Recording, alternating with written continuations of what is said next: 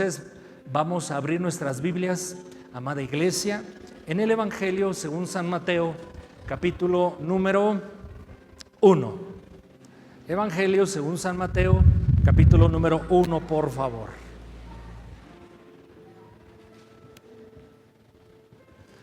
Así como estamos, vamos a leer versículos 18 al 23.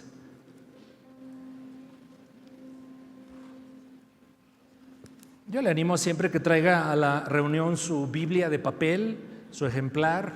Eso le va a producir muchas cosas buenas, entre otras, en cuanto a la memoria, registra mejor dónde se encuentran ciertos pasajes. Y qué bueno que tenemos apoyos visuales como detrás de su servidor, pero yo insistiré a que usted siempre traiga su Biblia, y la digital, por supuesto, obvio también. Pero bueno, vamos a leer Mateo 1, 18 en adelante. El nacimiento de Jesucristo fue así. Estando desposada María, su madre, con José, antes que se juntasen, se halló que había concebido del Espíritu Santo. José, su marido, como era justo y no quería infamarla, quiso dejarla secretamente. Y pensando él en esto, he aquí un ángel del Señor le apareció en sueños y le dijo: José, hijo de David, no temas recibir a María tu mujer, porque lo que en ella es engendrado del Espíritu Santo es. Y dará a luz un hijo, y llamará su nombre Jesús, porque él salvará a su pueblo de sus pecados. Todo esto aconteció para que se cumpliese lo dicho por el Señor, por medio del profeta, cuando dijo: He aquí, una virgen concebirá y dará a luz un hijo, y llamará su nombre Emmanuel, que traducido es Dios con nosotros. Amado Padre, qué gozo, qué alegría tenemos al celebrarte de esta manera. Lo hacemos en forma familiar, individual, por supuesto, pero como iglesia, como el cuerpo de Cristo, como tu rebaño. Eso le da una dimensión especial a la celebración en este domingo. Gracias, Señor, también porque pones hambre de tu palabra en nuestro corazón. Y esa hambre pedimos que la sacies, Espíritu de Dios, usando tu palabra. Abre nuestro entendimiento, pero nuestro corazón para recibirla. Y en lo personal, suplico de tu gracia. Oramos en el nombre de Jesús. Amén. Mis hermanos, evidentemente no hay duda que la representación que a través de los siglos se ha hecho de esos acontecimientos, en verdad, pues es extraordinario, es muy lindo, es muy hermoso. Y cómo no tener presentes acerca de la Navidad escenas asombrosas. ¿Cuál en este momento viene a su memoria? Bueno, podríamos hablar del pesebre, es muy popular, ¿no es cierto? Ese lugar tan especial donde nuestro amado Señor Jesucristo nació de la Virgen María, y ese momento del pesebre pues tiene tantos tintes interesantes, dramáticos, alegres, extraordinarios. Yo también me imagino a la Virgen María montada en un pollino, su esposo José llevándola a justamente dar a luz a Belén, a esa mujer embarazada que sobrenaturalmente lo fue y que concibió del Espíritu Santo. O aquella escena donde el ángel se le aparece a María y le dice que va a ser madre del Hijo de Dios. O cuando el ángel habla en sueños a José y le dice: no tengas miedo de recibir a tu esposa. O aquel momento en donde los pastores, y de ahí surge el nombre pastorela, son visitados por huestes angelicales que, dándole gloria al Señor, manifiestan la llegada del Hijo de Dios. O los magos, ¿no es cierto? Es otra escena también interesante, los llamados magos del Oriente, que traen presentes a nuestro Señor Jesucristo. El evangelista Mateo, antes de llevarnos a la descripción de estos acontecimientos que yo brevemente le comento, él ha decidido presentar el nacimiento de Jesús de manera diferente. Él quiere hacer énfasis, en primer lugar, como la semana pasada consideramos, presentar a nuestro Señor Jesucristo a partir de una genealogía. para demostrarnos su origen, su pureza racial y el cumplimiento puntual de las profecías acerca del Mesías. Pero luego inmediatamente, como veremos en estos versículos que hemos leído, el evangelista Mateo decide llevarnos inmediatamente a lo más importante de la Navidad, del nacimiento de nuestro Señor Jesucristo. Él habrá de revelarnos, bueno, no Él, el Espíritu Santo a través de Él, los nombres más importantes de nuestro Señor Jesucristo. Jesucristo es aludido en cada parte de la Biblia, en cada libro de la Escritura hay alguna alusión a nuestro bendito Señor Jesucristo. Pero de los nombres con los cuales el Señor se nos presenta y a través de los cuales esos nombres Él manifiesta algún atributo, alguna virtud o alguna obra que hace entre nosotros, creo que los más importantes son estos que Mateo nos presenta. Él presenta a Jesucristo como el Salvador, pero también lo presenta como Emmanuel, Dios con nosotros. Así es que en estos versículos, amados hermanos, el apóstol Mateo, el evangelista, nos habla de tres asuntos. Número 1, nos habla de un nacimiento milagroso. Número 2, nos habla de un Salvador poderoso. Y en tercer lugar, nos habla de una presencia asombrosa. Acerca de lo primero, en los versículos del capítulo 1 del 18 al 20, como hemos leído, Mateo dice, aquí ha ocurrido un nacimiento milagroso. Jesús es el Dios encarnado, nacido de mujer, concebido del Espíritu Santo. El dato de que María estaba desposada, toma detalle de eso el evangelista, comunica que ella era una virgen, una doncella que no había conocido varón, solo estaba comprometida con José. ¿Por qué tenía que ser así? Porque tenía que cumplirse cabalmente la palabra del Señor, la profecía acerca del Hijo de Dios. Esto lo había registrado unos 700 años antes del nacimiento de Jesucristo el profeta Isaías. Leamos Isaías 7:14, por favor. Por tanto, el Señor mismo os dará señal. He aquí que la Virgen concebirá y dará a luz un hijo y llamará su nombre Emmanuel. Así era el plan perfecto del Señor. El Hijo de Dios, el Salvador del mundo, Emmanuel, Dios con nosotros, tenía que nacer de una virgen.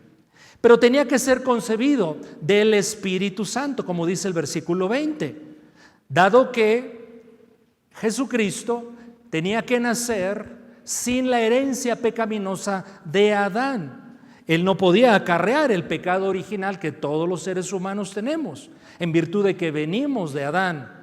Es decir, Jesús no podía aportar una naturaleza pecaminosa, porque sólo así Él sería el Cordero perfecto, sin mancha, que sería sacrificado años después para nuestra remisión de pecados. Pero es importante que hablemos un poco de doctrina. Diga conmigo en voz alta, doctrina. Es decir, la enseñanza fundamental acerca de algo. En este caso, enseñanza fundamental básica cristiana. Es decir, nosotros debemos conocer cosas como estas: que María es ciertamente la madre de Jesús, pero es madre de Jesús en la humanidad de Jesús. María es madre de Jesús solo en cuanto a su humanidad, pero nunca en cuanto a su divinidad, puesto que nuestro Señor Jesucristo, junto con el Padre y el Espíritu Santo, son Dios. Dios que no tiene origen, no tiene principio ni fin, es eterno. Él ha sido eterno, nuestro Señor Jesucristo, desde, pues iba a decir aquí una redundancia, y qué revelación le estoy comunicando, ¿verdad? Él ha sido eterno desde la eternidad. Oiga usted, qué tremendo está esto. Obviamente junto, repito, al Padre y al Espíritu Santo, pero María es una criatura. María, como usted y como yo, fue creada por el Creador. Sí, ciertamente la Biblia refiere a María como una mujer justa, favorecida por Dios, pero al fin y al cabo un ser humano, pecador, como usted y como yo. Así dice Lucas 1, 46 y 47. Estas son palabras de la propia Virgen María. Ella exclama: entonces María dijo, engrandece mi alma al Señor, y mi espíritu se regocija en Dios mi Salvador.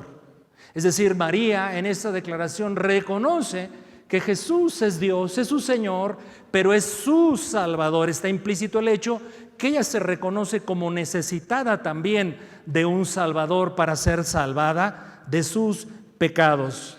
Así es que ser madre de Jesús en su humanidad, como lo es María, no la hace ni divina, ni mediadora, ni corredentora. Lo repito, ser madre de Jesús en cuanto a su humanidad no hace a María ni divina, ni mediadora, ni corredentora, como una religión que se denomina cristiana a través de los siglos ha tratado de imponer, no a través de la demostración de nada, menos a través de la Escritura, sino simplemente como dogmas. Lo que sí dice la Biblia acerca de quién es el único mediador eficaz y suficiente delante de los hombres, pero ante Dios, solo es uno, y es nuestro Señor Jesucristo. Por todas partes de la Biblia está registrada esta gran verdad. Le doy solo un ejemplo. 1 Timoteo 2:5. 1 Timoteo 2:5. Vale la pena que leamos en voz alta este texto todos. ¿Me acompañan, por favor? Adelante. Porque hay un solo Dios y un solo mediador entre Dios y los hombres, Jesucristo, hombre. Él es el único, mis hermanos, el único digno y eficaz, repito, representante de los hombres, nosotros ante Dios, pero representante de Dios ante nosotros.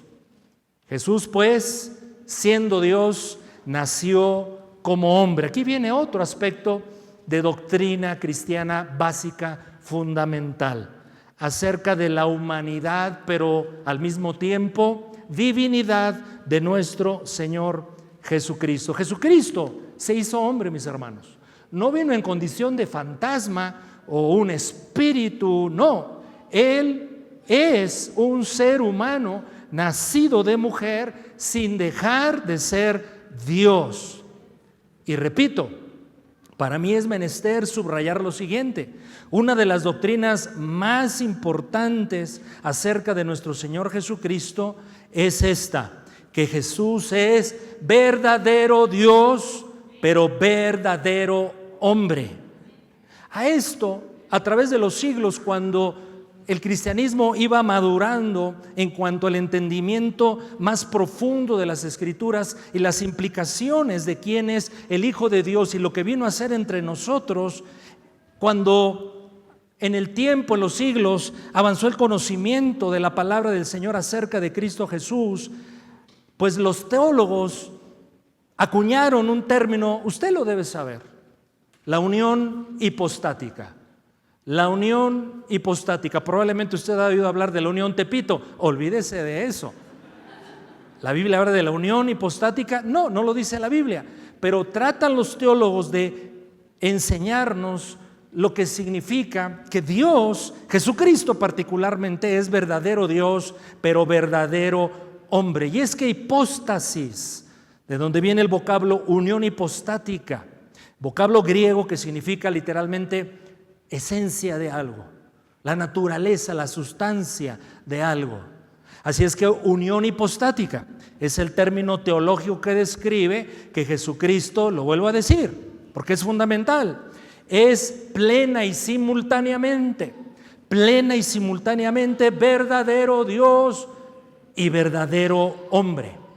Ambas naturalezas, la divina, la humana, están unidas perfectamente en una única persona y no se mezclan y no se separan. Y todo esto converge y es en nuestro Señor Jesucristo. Importante saber estas cosas. Así es que el primer asunto que nos presenta en estos versículos que estamos considerando el evangelista Mateo es un nacimiento milagroso.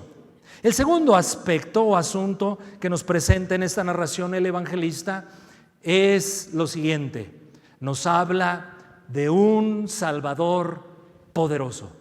Tenemos un Salvador poderoso, mi amado hermano.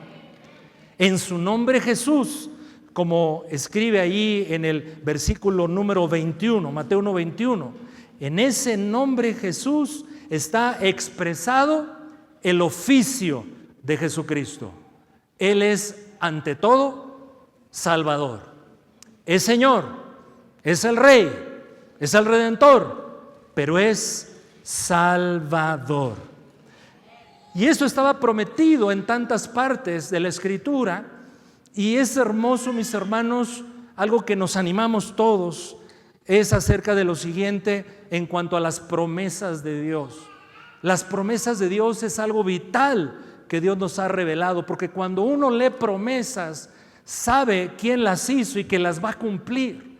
Pero no solamente sabemos que Dios es fiel, poderoso para cumplir sus promesas, sino que en la promesa Dios nos da un mensaje extraordinario, nos muestra cuál es su voluntad. Y aunque aún la promesa quizás no se haya cumplido alguna determinada de nuestras vidas, sabemos que ahí está la voluntad de Dios. Como por ejemplo, cuando el Señor le dijo a Jeremías que Él tenía buenos planes para el pueblo de Dios, no planes de mal cuando pasaban una circunstancia terrible. Entonces, cuando los hebreos oían las promesas del Señor, estamos pasando una situación complicada, difícil, de hecho imposible de resolver. Sin embargo, Dios ha dado promesa que Él nos volverá a regresar a la tierra de donde fuimos extraídos, pero Él dijo que tiene planes buenos, planes de bien y no de mal, para darnos un futuro con esperanza. Entonces ahí en la promesa está registrada la voluntad de Dios. Pero acerca del Salvador había una grande necesidad en el pueblo de Dios, los judíos de aquel tiempo, pero hay una gran necesidad también en todos nosotros, pero hay una gran necesidad en toda la humanidad de un Salvador. Y aunque tú y yo, como ya tenemos la mente pues muy formada con la palabra, con la Biblia, con la vida cristiana, no nos es nada complicado, al contrario, nos gozamos, celebramos que tenemos un Salvador, pero muchas personas no entienden lo que es un Salvador. Y algunos que la pasan voy a usar un término muy caribeño, nunca lo había hecho, es una primicia en este domingo en la iglesia, muy chévere, no sé de dónde me vino esto. Algunos que tienen su vida resuelta en la economía, en la salud, en las relaciones, que en cierto sentido humano uno les tiene envidia de la buena, que no hay envidia de la buena, por cierto, pues esa gente diría: ¿y para qué quiero un Salvador? ¿De qué necesito ser salvado? Tenemos que venir a la Escritura para resolver este tipo de cosas, pero no sucede así con los judíos, a quienes está llegando Jesucristo como Salvador. El Salmo 130 creo que es un buen ejemplo que nos deja ver qué había en el corazón de la generación del tiempo de Cristo y qué estaban esperando acerca de ese Salvador. Vayamos ahí, Salmos 130, vamos a leerlo todo, no es muy grande, cada versículo, cada frase en verdad nos ministra profundamente al corazón a los que creemos en el Señor y aceptamos que la Biblia es lo que dice ser la palabra de Dios. ¿Ya estamos ahí, mis hermanos? Salmos 130. Veamos estos versículos con estos lentes. La necesidad del Salvador. Registre el salmista: oh, cuánto necesitamos un Salvador. Sígame con su vista. De lo profundo, oh Jehová, a ti clamo. Señor, oye mi voz. Estén atentos tus oídos a la voz de mi súplica. Hay un clamor profundo, ¿no es verdad? Hay un sentimiento muy grande acerca de que Dios escuche al pueblo. Versículo 3, Ja, que es una abreviatura de Jehová. Si mirares a los pecados, ¿quién, oh Señor, podrá mantenerse? Qué buena pregunta. ¿Usted qué respondería? Si Dios mirare mi pecado, tu pecado, nuestros pecados, ¿quién saldría totalmente libre en una evaluación perfecta de Dios? ¿Quién es justo y santo? Esa es la pregunta que se formulaban y la respuesta obviamente está implícita. Pero el versículo 4 es un manantial, es una fuente de agua viva en el peor de los sequedales. Porque ante la pregunta, Señor, ¿quién se puede sostener delante de ti, que eres un Dios santo y justo? Pero en ti hay perdón. Pero en ti hay perdón para que seas reverenciado. Versículo 5. Esperé yo a Jehová, esperó mi alma, en su palabra he esperado. Mi alma espera a Jehová, más que los centinelas a la mañana, más que los vigilantes a la mañana. ¿Alguno de ustedes ha vivido alguna vez esta condición de no dormir toda una noche por la razón que sea, de trabajo, por un viaje, por la enfermedad, por cualquier situación? ¿Alguien ha pasado por ahí? Yo creo que todos, sobre todo los adultos. ¿Y qué es de las cosas que más espera alguien que no ha dormido toda la noche? Que amanezca, mis hermanos, que salga el sol, ¿sí o no? Y por supuesto un rico cafecito, sin duda alguna. Bueno, es lo que está expresando el salmista en forma poética. Versículo 7, espere Israel a Jehová. Porque en Jehová, hace un momento nos habló que en Jehová hay perdón, pero ahora dice, porque en Jehová vale la pena esperar, a pesar de mi condición limitada, carente, falible, llena de defectos, de errores, pero en Señor no solo hay perdón, también hay misericordia, es lo que está diciendo el salmista, y abundante redención en Él. Vean la esperanza del escritor, ya apuntando, ¿a quién? Al Salvador, a Jesucristo. Y versículo número 8 es la promesa. Y Él, ese que enviado por Dios, la respuesta del Señor, Él redimirá, rescatará, librará, restaurará a Israel. ¿De qué? De todos sus pecados. De todos sus pecados. Sabían que no podían guardar los mandamientos de Dios. Y eso ellos sabían con claridad que eso era pecado. Así es que el origen de todos sus conflictos, el origen de todos sus problemas tenía que ver con su falta a la ley de Dios, y eso eran los pecados, y estaban sufriendo las terribles consecuencias de ellos. Así es que necesitamos un Salvador. Por nosotros no la vamos a hacer. Hemos descubierto que es imposible guardar la ley de Dios a cabalidad.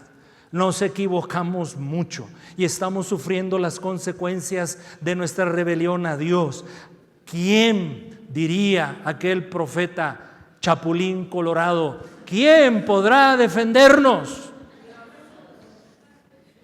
Bueno, no lo dijo el Chapulín, lo dijeron los salmistas. Y lo dijimos tú y yo en cierto momento de nuestra vida. ¿Quién podrá librarme? ¿Quién podrá ayudarme? ¿Quién intercederá delante de Dios? Un Salvador. Un Salvador. Y de eso está hablando Mateo. Cuando en Mateo 1:21 él está diciendo, y dará a luz un hijo, llamará su nombre Jesús, porque él salvará a su pueblo de sus pecados. Aludí hace un momento, déjeme explorar esta idea, creo que puede resultar útil para alguien o para que le compartas a alguien las buenas nuevas del Evangelio. Porque repito, hay quienes parece que todo lo tienen resuelto en la vida. ¿Usted conoce a alguno? Yo a varios. Y les hablas del concepto Salvador y dicen, pues está muy lindo como concepto, pero yo no necesito un Salvador. Yo tengo todo controlado, todo bajo control. Así es que, ¿cómo ayudar a alguien que por su buena vida, por el bienestar integral que tiene en su existencia, considera que no necesita un Salvador? Hay que mostrarle lo que Dios dice. Simplemente los 10 mandamientos. ¿Quién no ha quebrantado un mandamiento? De hecho, todos. ¿A poco todos honramos a papá y a mamá como Dios demanda? ¿O nadie de los presentes ha robado? ¿O alguien de ustedes, mis hermanos y yo mismo, no hemos alguna vez mentido? ¿O tenido codicia por lo que sabemos no tenemos derecho? ¿O deseado indebidamente con la imaginación lujuriosa a quien no se debe desear? Es decir, que aunque yo por mi bienestar integral piense que no necesito un Salvador, cuando somos expuestos a la palabra del Señor, algo opera en la mente y en el corazón del hombre. E inmediatamente empieza a generar conciencia de aunque todo está bien como sea, él le ha fallado a Dios, porque Dios mismo lo dice en la palabra de él. ¿Qué significa para Dios mismo el que lo deshonremos, el que nos rebelemos a él? Pero el texto, en cuanto a lo que Mateo nos va presentando de Jesucristo, en 1:21 de Mateo, cuando la palabra pecado, usada en la escritura de pi a pa, de Génesis hasta Apocalipsis, se nos presenta en el español como pecado, vale la pena explorar unos instantes, amados hermanos, acerca de los vocablos originales, particularmente en hebreo, que fueron traducidos como la palabra pecado. Porque en estos vocablos hebreos se muestra la realidad, la condición y las consecuencias de nuestros pecados. En el hebreo, por ejemplo, está la palabra pesha. Pesha. Pesha es cuando usted va delante de una báscula y ya la cosa se pesha. Pesha. ¿Qué significa pesha? Transgresión, rebelión. ¿Qué describe este vocablo por sí mismo? Las obras externas malas que llegamos a hacer. Es decir, robar, mentir, maldecir, asesinar, por ejemplo. Hay otra palabra, avón, avón. Y no creo que sea la marca de cosméticos, posiblemente de ahí se inspiraron, no lo sé, no lo creo, porque el significado es terrible. Avón significa iniquidad, torcido, distorsionado. Ahora avón describe nuestra condición interna. Es decir, lo que hay en el corazón de todos nosotros eventualmente. Rencor, envidia, celos, lujuria, soberbia, orgullo. Así es que, mis hermanos, tenemos pecado por peshá, porque llegamos a cometer y a hacer cosas malas. Pero tenemos pecado por avón, es decir, dentro de nosotros hay maldad. Hay otro vocablo hebreo bien interesante, jet, como el jet que vuela, surca los cielos, jet, que significa literalmente errar al blanco, que fue el vocablo principal que el Nuevo Testamento usaría en griego para mostrar lo que es pecado. ¿Y qué es errar al blanco? Pues es fallar. Yo enteso un arco, pongo una flecha, suelto la flecha destinada a dar un blanco específico, pero no da en el blanco, es decir, falló. Errar al blanco, asociado con el concepto pecado, significa simplemente lo siguiente: vivir fuera del plan y propósito de Dios. Vivir aquello para lo cual Dios no quiere que vivamos. Vivir en aquello en lo cual Dios no quiere que vivamos. Eso es errar al blanco, es errar al blanco de la vida que Dios tiene destinada para nosotros. A partir de estos vocablos hebreos que describen lo que significa pecado, yo creo que podríamos entender mejor las terribles consecuencias del pecado. Yo trato en este momento de ayudarnos a asimilar, pero a desear, mi amado hermano, un Salvador, a nuestro Salvador, a nuestro Señor Jesucristo. Terribles consecuencias del pecado, le comparto rápidamente algunas. Por ejemplo, la peor, usted sabe que hay algo peor que lo peor, ¿no es cierto? ¿Qué es? Lo peor, sin duda. Esto es lo peor que nos puede pasar. Mire lo que dice Isaías 59:2. Isaías 59:2. Y yo le pido un favor, ¿lo puede leer conmigo en voz alta? Lo podemos hacer en hebreo si gusta, en griego, no, mejor en español. ¿Listos? Adelante. Pero vuestras iniquidades han hecho división entre vosotros y vuestro Dios, y vuestros pecados han hecho ocultar de vosotros su rostro para no oír. Esto lo dice Dios. Esto es la peor consecuencia de nuestro pecado. División entre nosotros y Dios. Y Dios se tapa los ojos, mis hermanos, y los oídos cuando nuestra rebelión está delante de Él, y no nos ve ni nos escucha. Según este versículo, le pregunto, ¿es terrible el pecado? ¿Es malo el pecado? ¿Necesita solución el pecado? ¿Tú lo puedes solucionar tu pecado? Necesitamos un Salvador. Otra consecuencia, muerte espiritual. Este texto es más conocido de la iglesia. Romanos 6:23. Acompáñame a leerlo en voz alta también, por favor. Romanos 6:23, adelante. Porque la paga del pecado es muerte, mas la dádiva de Dios es vida eterna en Cristo Jesús, Señor nuestro. ¿Qué merecemos por el pecado? Muerte, muerte, muerte. Hay otra terrible consecuencia del pecado en nosotros, y es nuestra condición de corrupción interna. Jeremías 17:9, vamos ahí por favor. La corrupción en nuestro corazón. Jeremías 17:9. Acompáñame nuevamente a leerlo en voz alta. Adelante. Engañoso es el corazón más que todas las cosas, y perverso, ¿quién lo conocerá? Eso hay en nuestro corazón. No, pastor, yo creo que Dios se equivocó. Yo soy muy lindo, yo no tengo malos deseos ni malos pensamientos.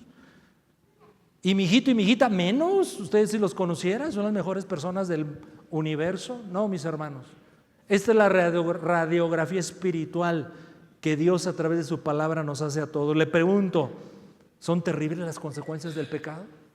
Separación de Dios, muerte espiritual, corrupción del corazón, y todo esto se traduce ¿en qué? En lo que es la vida del ser humano en lo general, en cómo está la sociedad, en cómo muchas veces están los matrimonios, las familias, los hijos. Todas estas cosas que hemos leído, es decir, los conceptos a partir del vocablo original pecado, de las consecuencias del pecado, esto se traduce, mis hermanos, pues en ruptura con Dios, como evidentemente los versículos nos dicen, pero ruptura con otros, pero ruptura dentro de nosotros mismos. De ahí deriva el desorden interior, la culpa, el miedo, el egoísmo, la desconfianza, los celos, la inseguridad, el odio, el desorden emocional. Y esto obviamente habrá de deteriorar las relaciones con los demás. Socialmente, mis hermanos, las consecuencias son más que evidentes y, por cierto, terribles, porque el pecado fomenta la injusticia, la corrupción, la guerra. Mire lo que dice, estoy recordando Santiago 4:1, nos hará bien recordarlo. Santiago 4:1, vamos a leerlo otra vez todos, adelante. ¿De dónde vienen las guerras y los pleitos entre vosotros? ¿De dónde vienen? Respuesta, adelante.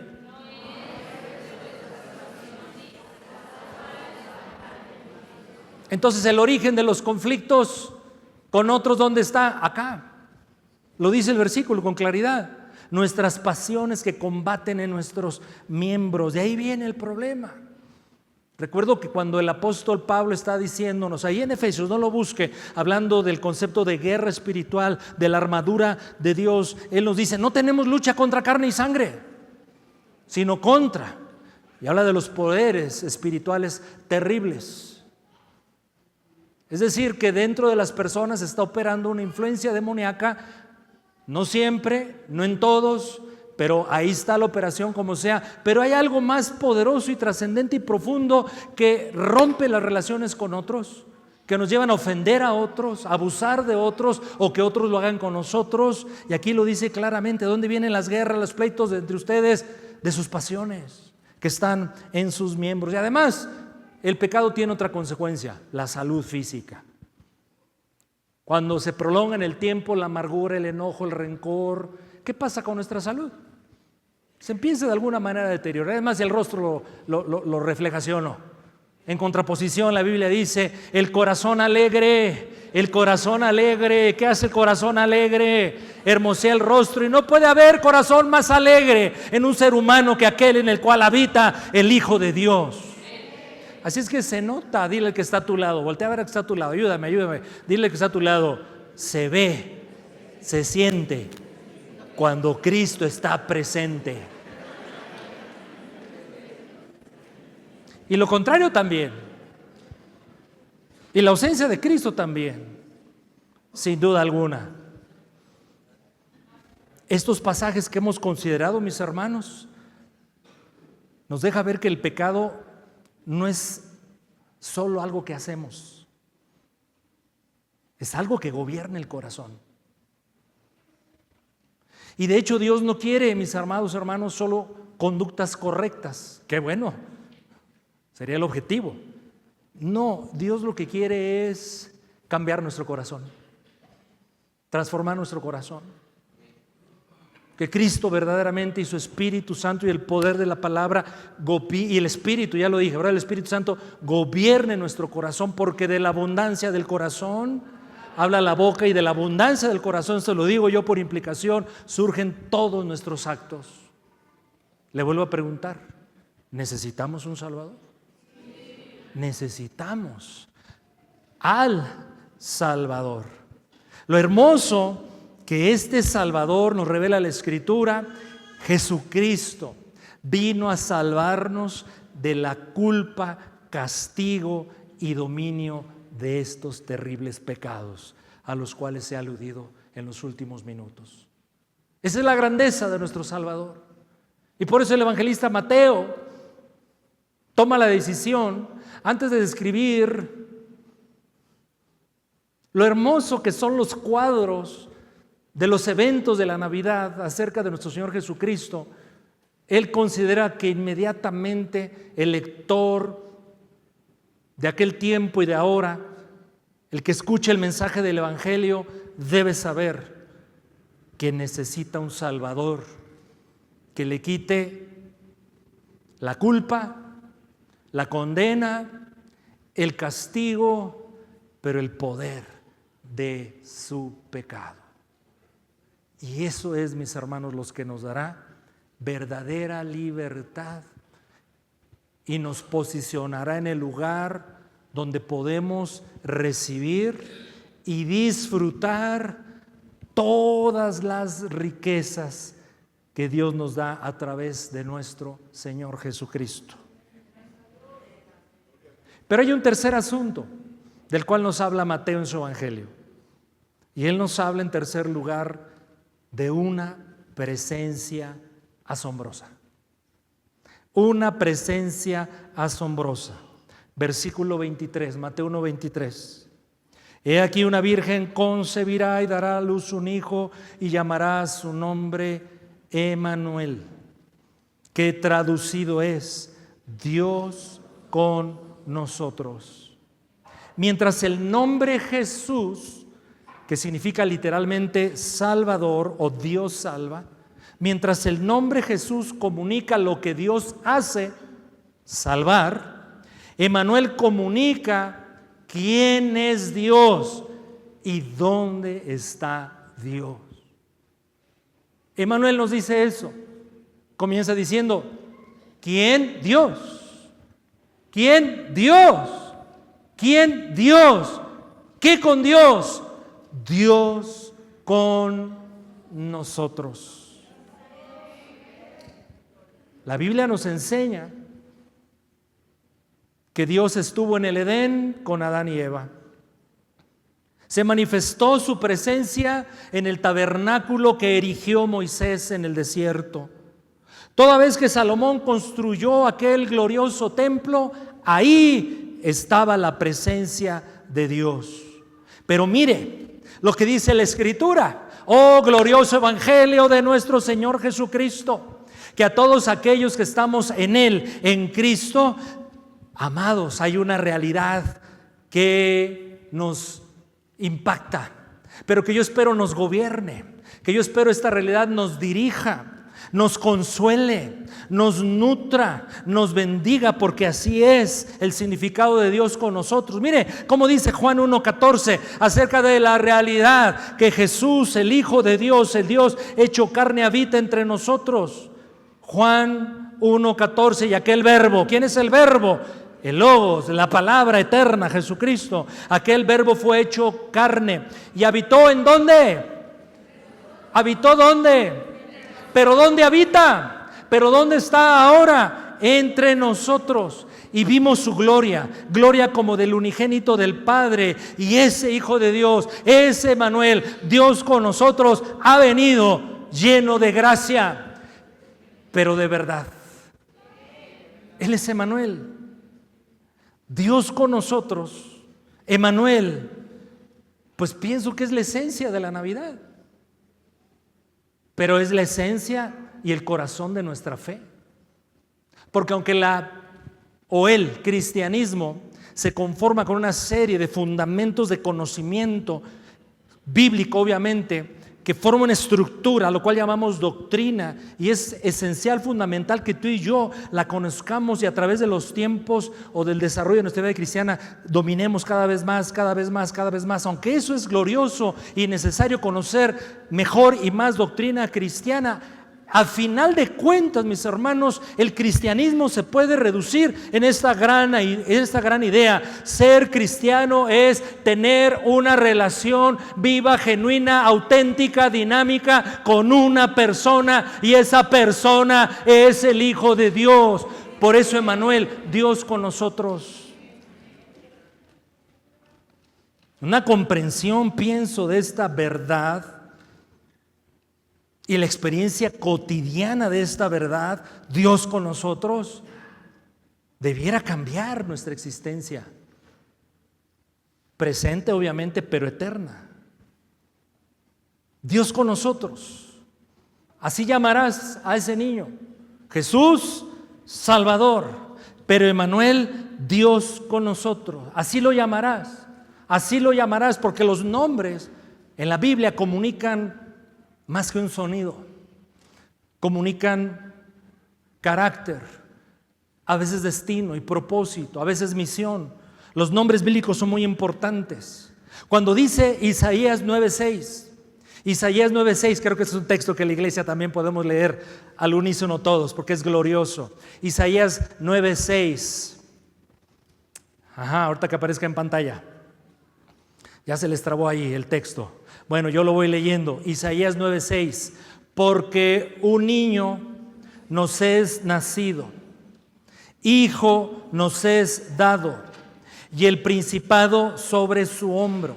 Observe: y se llamará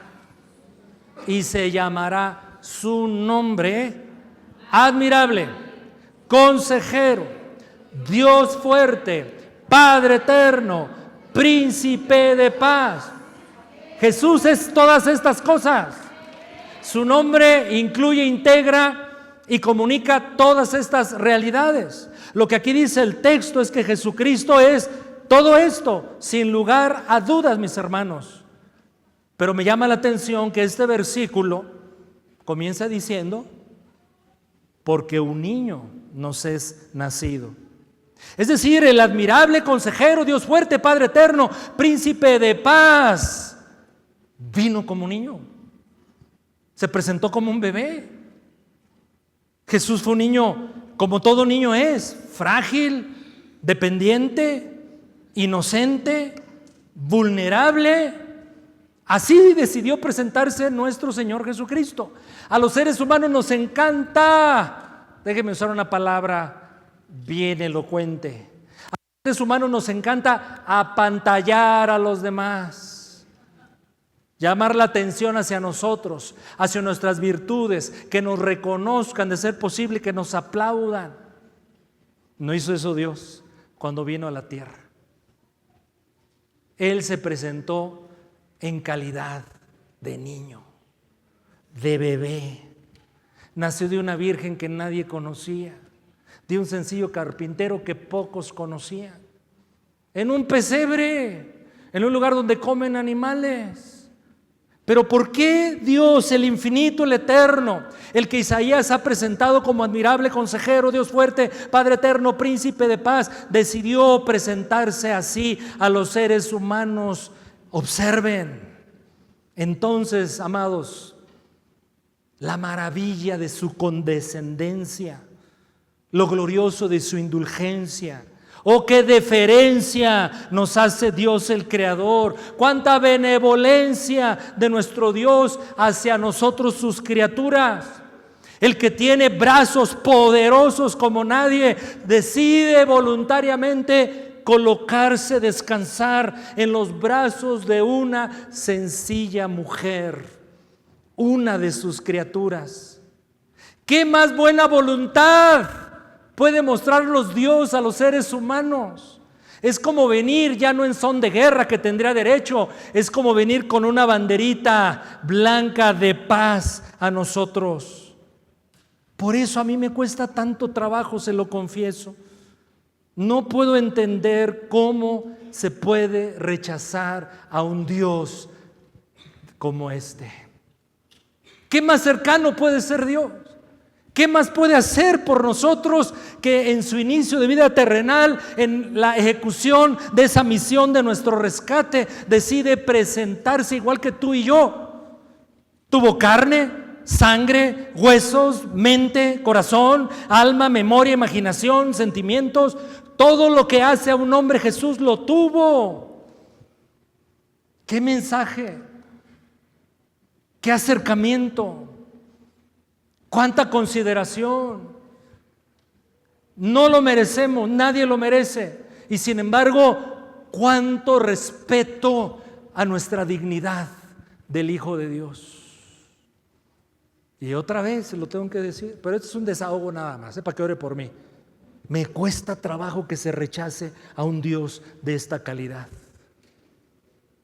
que teniendo todo el poder, todo el dominio, toda autoridad, toda justicia, toda santidad, dice: tomo cuerpo humano, me hago como ustedes y no me aparezco así de la nada como un Batman o un Superman o ya de perdiz un hombre araña. No, me presento como un bebé, frágil, inocente, vulnerable. Esa es la carta de presentación de nuestro amado Dios. Emmanuel tiene tantas implicaciones. Emmanuel, Dios con nosotros. Él vino, mis hermanos, a estar donde nosotros estamos, en nuestra condición cualquiera que sea. He hablado hoy del pecado. Sí, ahí el Señor quiere estar, en nuestro pecado, para dejarnos igual. No, para librarnos del pecado. En nuestro dolor, en la crisis, en la confusión, Emmanuel hace sentido. Pero Dios está con nosotros, pero Dios está conmigo. Dios con nosotros creo que nos hace semejantes a algunos personajes extraordinarios de la Biblia. ¿Recuerdan Enoc? Dije Enoc, no Chanoc. Enoc. ¿Qué sobresale de la vida de Enoc? 2 episodios en su vida. El primero, el más importante: y caminó Enoc con Dios, o Dios caminó con Enoc.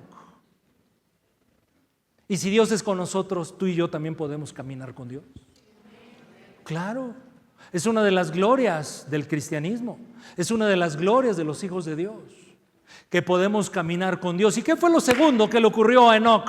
Extraordinario, registra la Escritura. Dios se lo llevó con todo y chanclas, mis hermanos. Lo arrebató al cielo, que es una prefiguración, un anticipo de lo que le ocurrirá a aquel que camina con Dios en esta vida. Miren nada más 3 amenes. Así es el evento que más esperamos los cristianos. Maranatha, sí Señor, ven. Debe ser el clamor continuo de la iglesia de nuestro Señor Jesucristo. Dios con nosotros nos asemeja también a Abraham. Abraham hablaba con Dios y Dios se le manifestaba. ¿Usted también quiere que Dios le hable y Dios se le manifieste? Pues Dios está con usted y le ha dado algo mejor que Abraham. Para que usted escuche a Dios, vaya a la Biblia, lea la Biblia, medite en la Biblia. Dios le va a hablar. Vivimos en una época del cristianismo muy rara, porque la iglesia ha preferido, estoy generalizando, ha preferido ir a una convocatoria para oír a un gran profeta o algún comunicador extraordinario que salga todos los días en TikTok porque quiere oír a Dios. Y yo digo para mí, no se lo diga a nadie, eso es para mí, solo es pensamiento en voz alta. ¡Qué desgracia! ¡Qué desgracia! ¡Qué desgracia! Que yo personalmente, individualmente, íntimamente, si tan solo dispongo un tiempo, abro mi Biblia, ahí voy a oír la voz de Dios. Sin confusión, sin manipulación, sin el impacto de la celebridad. Y no estoy cuestionando a la celebridad porque no me interesa conocer mucho, pero sí me interesa la condición, al menos de nosotros.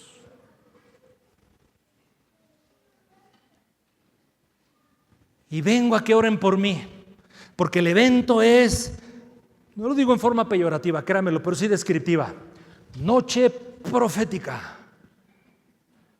Activación del, ¿qué otros términos se usan ahora? Del breakthrough. No sé cómo traducirlo al español. Tantas cosas. Rompimiento, noche de rompimiento. ¿No es cierto? Y vamos, ¿por qué? Porque queremos que Dios nos oiga, que Dios nos ayude, que Dios nos rescate, que Dios haga el milagro. Dios te ha dado a ti, a mí, algo más glorioso, preciso, eficaz para que Dios te oiga. ¿Sabes cómo se llama? Se llama oración.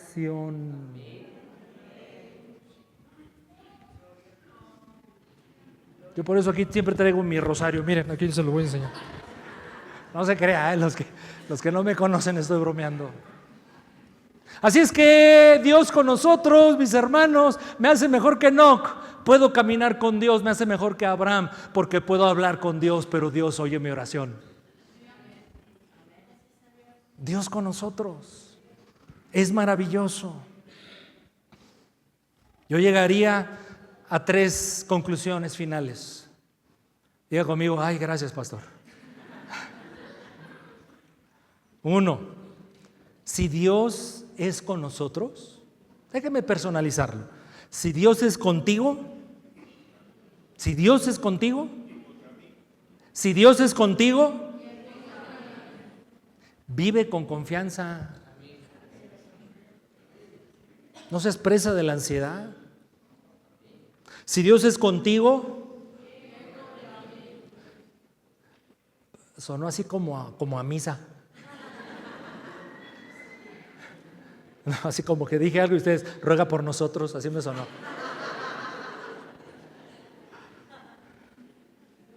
Si Dios es contigo, mi hermano, tu futuro en manos de quién está?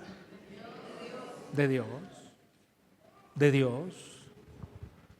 Si Dios es contigo, amén, amén. Bueno, aquí hay una implicación tremenda. Si Dios es conmigo, vive en santidad, vive con integridad, porque Dios es santo. Vivamos así, si Dios es conmigo. Si Dios es contigo, si Dios es conmigo, entonces vivamos en la misión de Dios. Él vino a rescatar a la humanidad, como a ti y a mí ya lo hizo. Y Él nos invita a que nos sumemos entonces a su misión. Tiene que haber algo natural, espontáneo, una reacción espontánea en aquel con quien Dios está con él. acompañar a Dios en su misión, disponernos para hacer la misión que Dios hace. ¿Y a qué vino Dios? ¿A qué vino Cristo? A salvar, a salvar, a salvar. No podemos decir que Dios está conmigo si no estoy en la misión de ese Dios.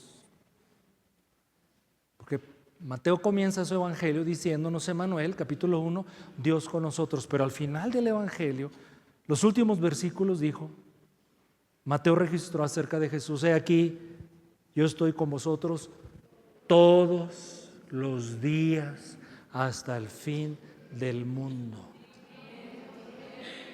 Pero junto al decir eso dijo antes algo: por tanto, vayan y hagan discípulos a todas las naciones, enseñándoles que guarden y hagan todo lo que yo les he dicho. Si Dios es con nosotros, tú estás en misión. Si Dios es contigo, tú estás en misión. ¿En qué misión? En la del Salvador. En la del Salvador. Hemos pues considerado 3 asuntos de los cuales nos ha hablado el evangelista Mateo en el capítulo número 1. Mateo nos habla de un nacimiento milagroso. Nos habla también de un Salvador poderoso, pero nos ha hablado también de una presencia asombrosa. Inclinemos nuestro rostro. Padre, te damos gracias por tu palabra, pero por tu presencia en este lugar. Gracias, Señor, que hoy nos permites como iglesia conmemorar tu nacimiento. Pero qué mejor hacerlo desde la posición de hijos de Dios, que por gracia hemos sido salvados por Jesús y que por gracia Jesús está con nosotros siempre. En las alegrías, pero en las tristezas, en los goces y deleites, pero en las pruebas, Dios está con nosotros.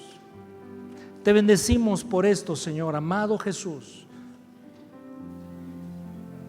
Agradecemos tanto tu disposición a hacerte tan humilde, el más humilde, para darnos un mensaje de apertura, de aceptación, de consideración, de condescendencia. No lo merecemos, Señor, porque sabemos quiénes somos, pero decidiste hacerlo. ¿Qué nos resta por hacer, Señor? Reconocer entonces que tú eres quien dices ser, Señor, y responder en alabanza, en adoración, en darte honor, gloria, en disponernos para tus propósitos, en participar de tu misión. Gracias, Dios. Hoy entonces, Señor, celebramos tu presencia entre nosotros, tu obra redentora. Bendito seas por todo eso y por más. Gracias, Señor. Recibe honor y gloria en esta hora de tu pueblo, de tu iglesia, de tus amados, de tus restaurados, de tus redimidos, de tus santos. Bendito seas por todo ello, Dios. Oramos en el nombre de Jesús. En sus pies todos, por favor. Vamos a bendecir el nombre del Señor. Vamos a cantarle una última vez en esta tarde. Damos honor y gloria. Yo soy sano por tu sangre. Yo soy limpio, Dios. Eres mi sanador.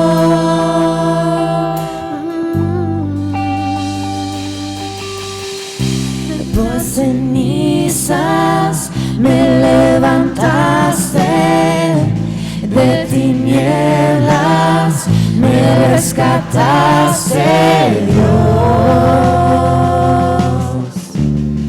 Eres mi sanador.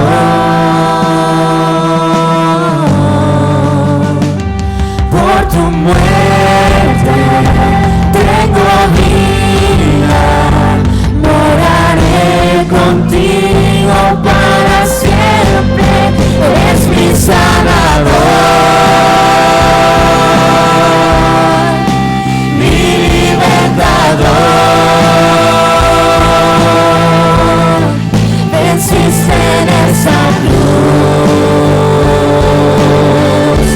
mi victoria está en ti. Oh, eres mi sanador, mi libertador. Ganaste tú por mí. Seguro estoy en ti.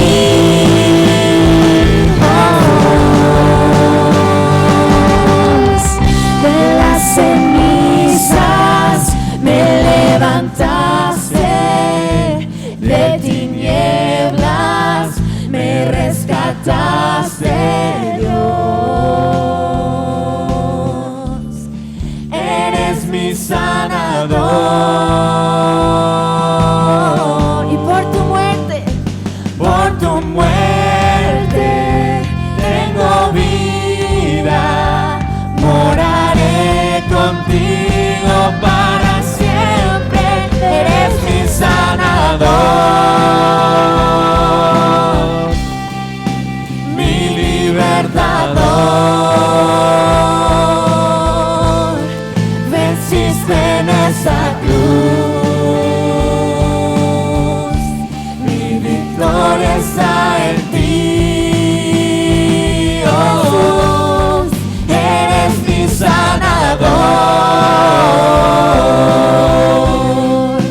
mi libertador. Venciste en esa cruz, mi victoria está en ti. Oh, Señor, gracias. Aleluya a tu nombre. Gracias. Gracias, Señor Jesús. Un nacimiento milagroso. Un nacimiento milagroso. Un hecho histórico, genuino, auténtico. Pero también, Señor, un suceso espiritual que puede ocurrir en aquel que hoy te reciba como Señor y Salvador. Si en esta tarde, en este lugar, tú ahora, por la obra de la palabra y del Espíritu Santo, necesitas recibir en tu vida, en tu corazón, en tu ser, a ese Señor y Salvador, ahí en tu lugar, ora conmigo y dile: Señor Jesús, hoy de una vez por todas te recibo, te acepto, pero te confieso como mi único Dios, Señor y Salvador. Sálvame de mis pecados, bórralos de una vez y para siempre. Límpiame con tu sangre preciosa y dame ahora mismo el don de la salvación, el regalo de la vida eterna. Tómame por hijo, lléname con tu Espíritu Santo y déjame experimentarte desde hoy y hasta la eternidad de que tú estás conmigo. Gracias, Señor. Pero hemos hablado también de una presencia asombrosa. Emmanuel, Dios con nosotros. Animarte a que pongas en las manos de Dios cualquier tema, asunto, en lo cual tú puedas decir: aquí no veo a Dios. Hablando de luchas internas, aquí veo resentimiento en mi corazón, veo amargura, veo discordia en mi relación, veo en mi vida que no hay la esperanza que la Biblia dice puedo tener. Tantas cosas han robado el gozo ya dentro de mí.